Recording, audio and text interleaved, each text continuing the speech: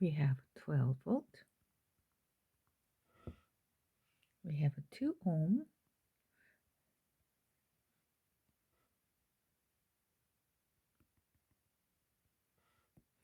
and then this is I of t, and this is 1 Henry, and this one is 0.1 farad, and this is 1 ohm, and switch is open at t equals 0.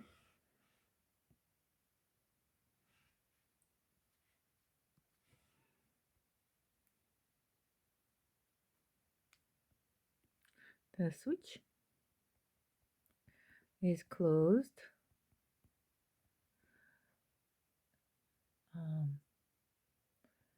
and then network was in steady state.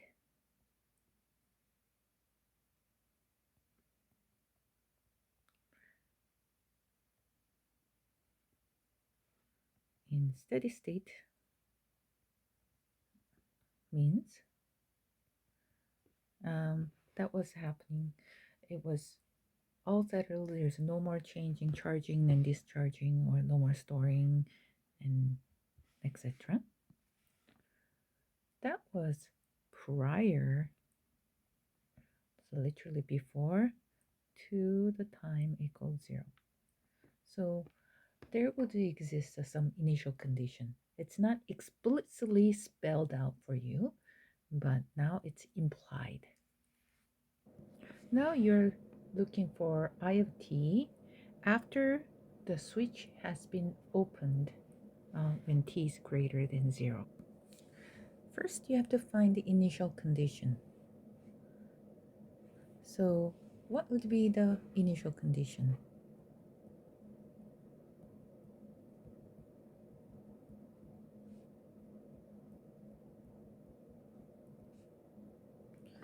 You would have 12 volts and current going through the Z, that is 2, and you would have treat this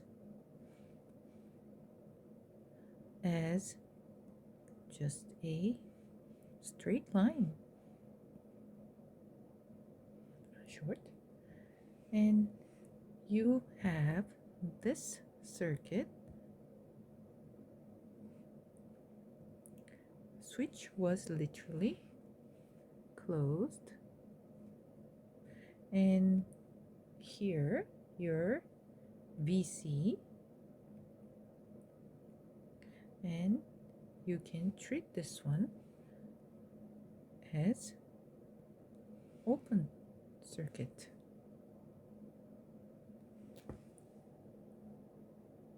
So what would be your VC? It would be using voltage division. VC is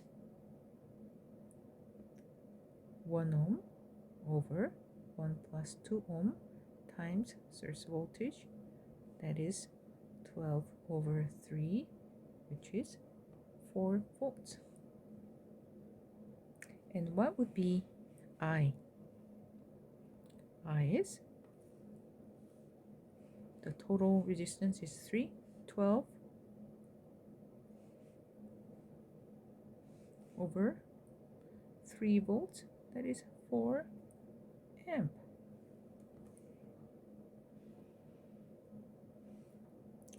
So therefore, at steady state, the current through the inductor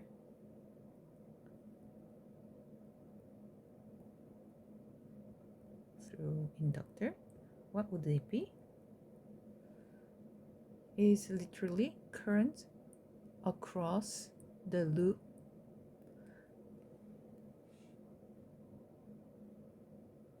which is 4 amp. So we can kind of start drawing it, and voltage across that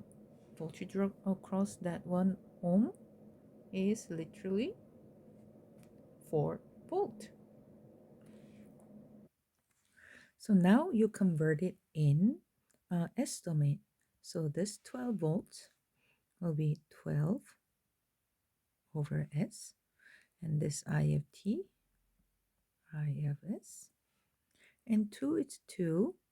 Now your 1 Henry will have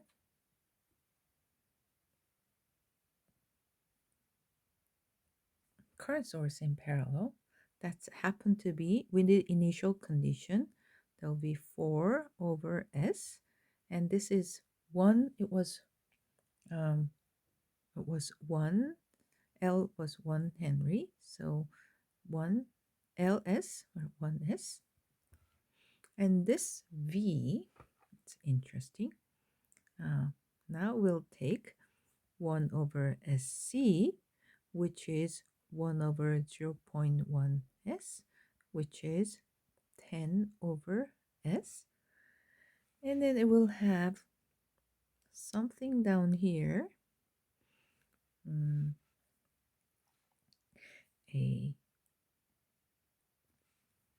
another voltage source. So that would be, because of the initial condition, plus minus. So I'm going to write down 10 over S here. And then I will erase these now that you know how it got there. And this one will be 4 volts over S. That was a V initial condition over S. Okay.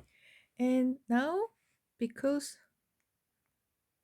it is open circuit, this doesn't matter. So we can delete this thing. So you'll end up with a circuit looking like this.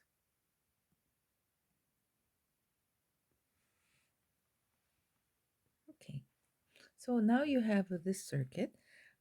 Instead of having all different sources, we can change this portion, convert it to a voltage source or a voltage. So let's try that. So I have moved these out, extend this, and instead of that, I'm going to have a voltage source drawn here, convert it to voltage, and then erase this. Oh, then we have plus, minus, and that would be, we'll just put it as S, 1S, S, that's the same thing, and that would be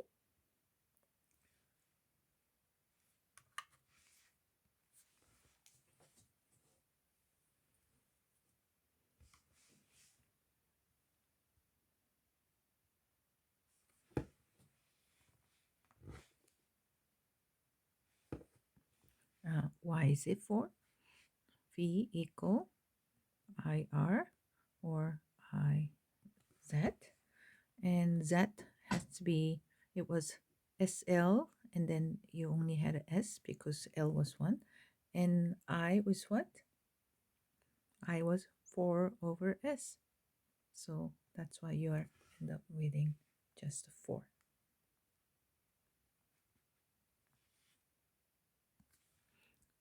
I of S is V over Z, and V, the whole thing, is, for this way, 12 over S plus 4 this way, and minus 4 over S, which is S. 12 minus 4 is 8, and you have a 4 S. For z, we have 2 plus s plus 10 over s. So that would be s squared plus 12. Nope, that's what am I missing? That would be not 12. You multiply both sides by 12s. So you end up have 2s plus s squared plus 10. You can rearrange it after. I would prefer to say s squared plus 2s plus 10. So let's find I equal 4s plus 2 over z is s squared plus 2s plus 10. And we had that over s, this whole thing over s. So those s cancels out. You end up having 4 bracket s plus 2. We'll be careful that s doesn't look like a 5 over s squared plus 2s plus 10. Okay, we were looking for I of s, and then we're supposed to find out what is the current IT, right? So let's continue. So for a transfer function or finding the I, we call this in S domain, that's a sufficient. But now we want to convert it to time domain, find the I of t. So how do we do that? There are two ways of doing it.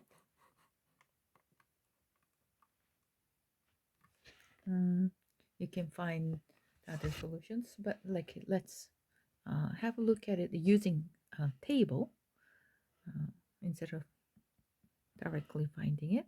Let's look at I of s. Now you have a 4 s plus 2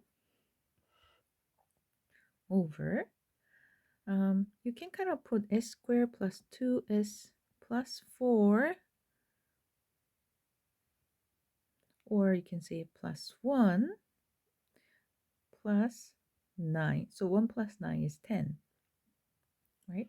In that way, you can kind of have 4 of s plus 2 over s plus 1 square. S plus 2 can be s plus 1 plus 1 plus 3 square.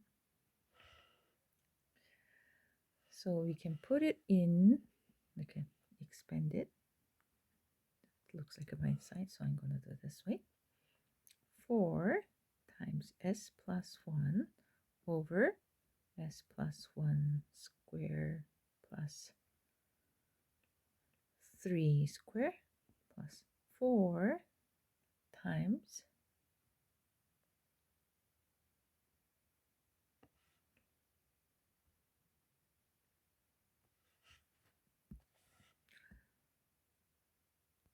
three over 3.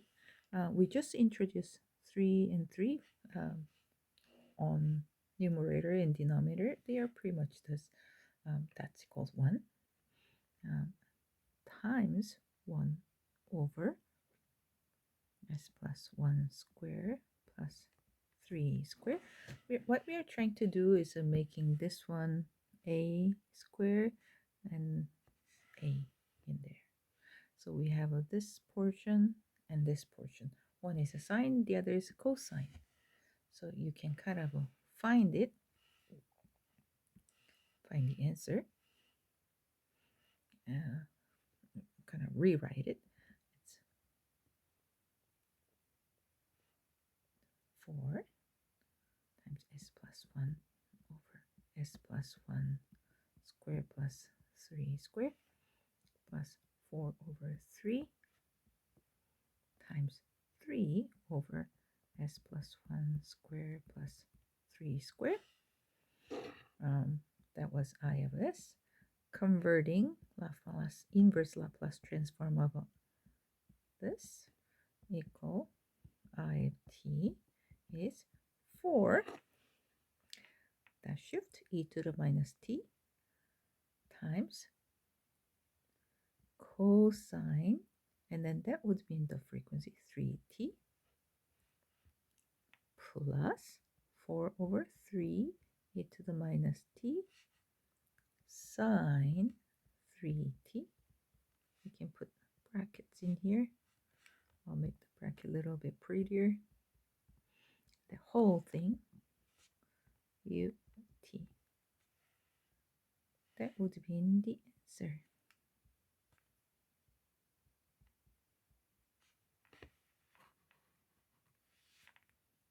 You can also put in a polar form for now. The answer is good enough in this way, unless it's asked you to rewrite or simplify into polar form, as long as these frequencies are the same.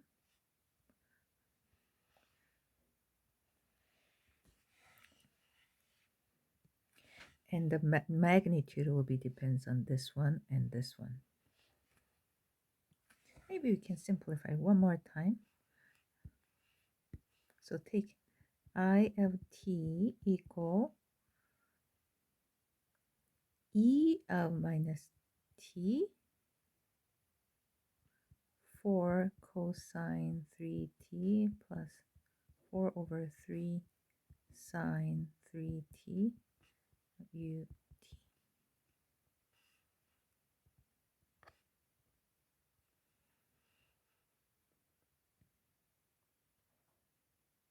And that would be your final answer.